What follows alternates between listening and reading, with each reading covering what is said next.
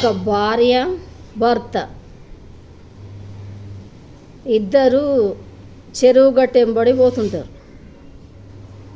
మంచిగా మాట్లాడుకుంటా ఆ భార్య భర్త మీద లేని ప్రేమ ఒలకబోసుకుంటా నటించుకుంటా అచ్చిక బుచ్చికలా ఆడుకుంటూ దారి వెంబడి నడుస్తుంటారు.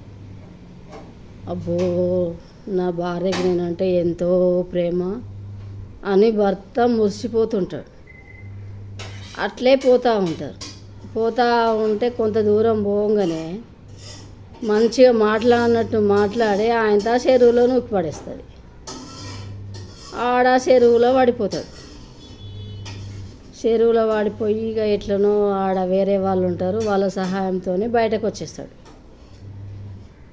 వచ్చేస్తాడు. కొంతకాలం గడిచిపోతుంది. కొంతకాలం గడిచిపోయిన తర్వాత వాళ్ళు ఇద్దరు ఒక ఇంట్లో కూర్చుండి ఉంటారు. కూర్చుండి ఉండగా కిటికీలో నుంచి ఎండ వస్తుంటుంది. కిటికీలో నుంచి ఎండ వస్తుంటే ఆమె ఏం చేస్తుంది, తన పైట కొంగును అడ్డం పెడుతుంది తన భర్త మీద ఎండ పడొద్దు అనేసి. అప్పుడు ఏం చేస్తాడు, ఆ భర్త నవ్వుతాడు. ఎందుకంటే ఇది కొంగడ్డం పెడుతుంది ఎండకు, ఆనాడు నూకేసింది కదా అని మనసులో అనుకొని నవ్వుతాడు.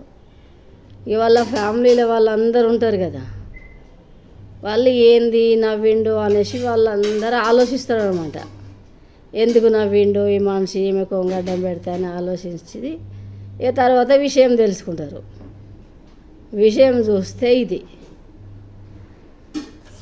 నటన జీవితం కానే కాదు ఎప్పటికీ.